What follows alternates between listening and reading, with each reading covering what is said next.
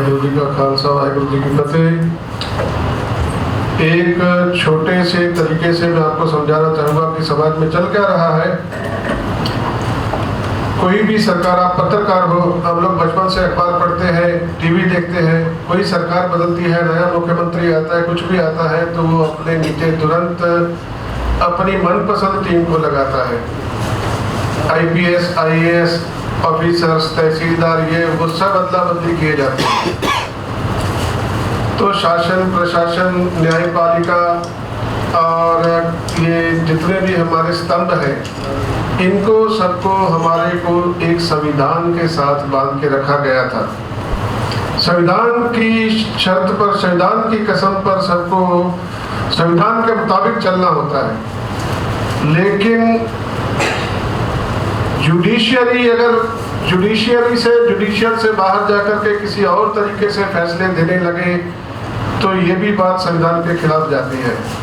आज इन शासन करने वालों ने हर उस संस्था में अपने अनुकूल वैसे उसका वातावरण तैयार कर दिया, अपने अनुकूल अधिकारियों को भर्ती कर दिया, लोगों को उनमें ले आए हैं।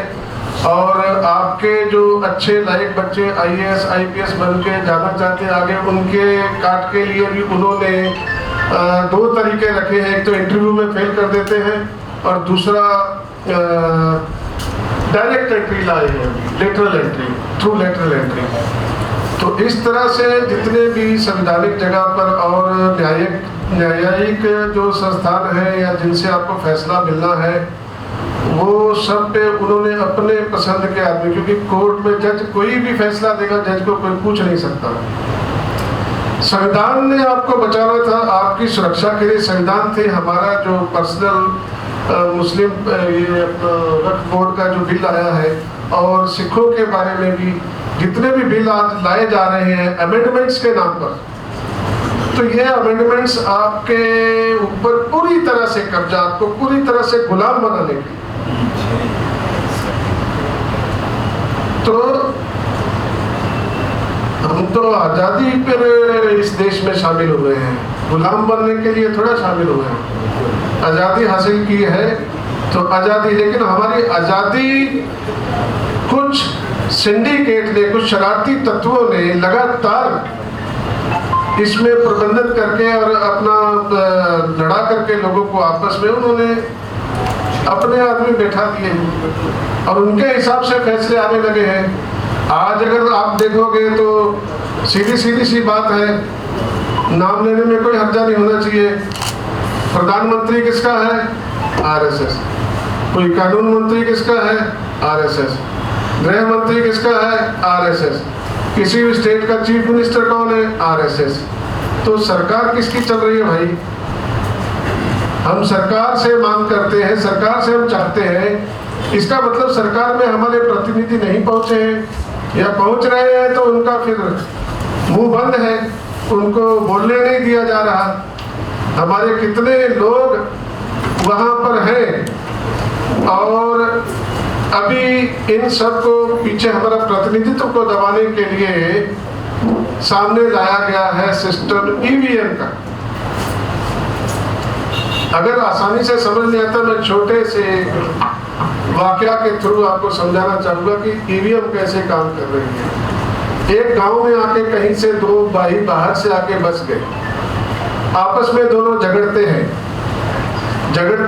और लड़ते रहते हैं, गला पकड़ते एक दूसरे का, गाली देते हैं। तो गांव में लोगों में इंटरेस्ट आता है, कोई इधर एक दूसरे भाई के पास जाते हैं और दोनों एक दूसरे का खिलाफी करके एक दूसरे के बारे में बुरा बोल के लोगों को अपने बस में कर लेते हैं।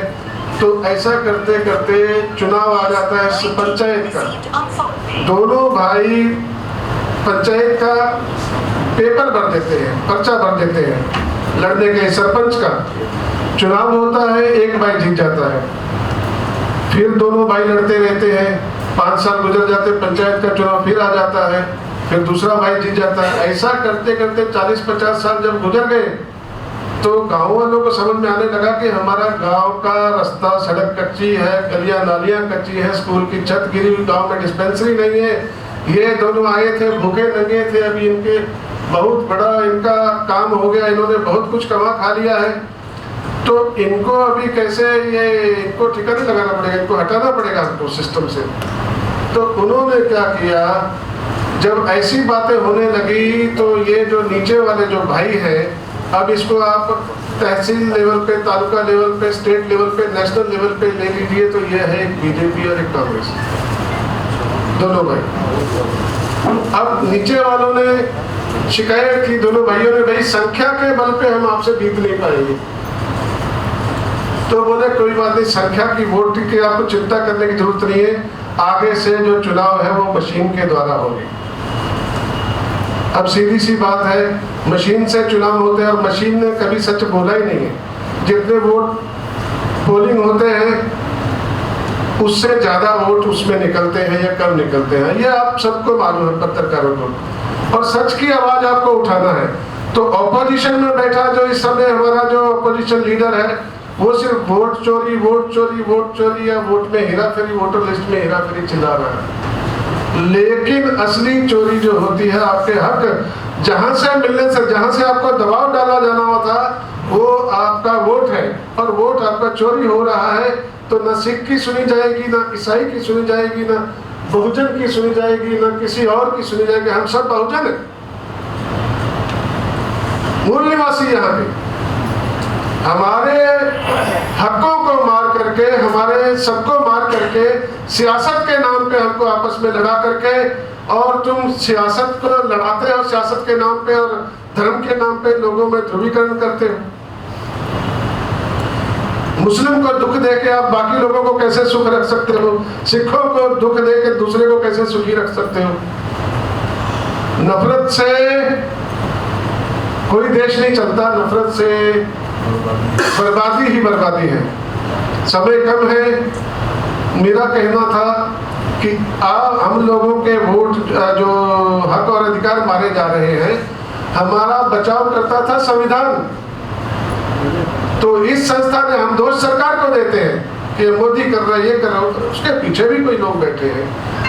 अचानक कहां से बगैर बहस के आके कानून में, संसद में कानून कैसे पास हो जाते हैं बगैर किसी पूछताछ के, या दिखाने का नाटक किया जा रहा है कि ये बहस चल रही है। तो ये समझने की बात है, जिस संविधान ने हमको बचाना था, उस संविधान में संशोधन पे संशोधन करके हमको दबाव में लाया जा रहा है, हमारे ऊपर शिकंजा कसा जा रहा है। इस बात में कोई भी झूठ नहीं है। इसलिए हम सबको ये चाहिए कि हम अपनी वोट भी बचाएं, वोट बचाएंगे तो अपना संविधान भी बचा लेंगे, और संविधान बचा रहेगा तो हमको ये तकलीफें जो है आने वाली नहीं है। इतना कहते हुए मैं समाप्त करता हूँ। धन्यवाद।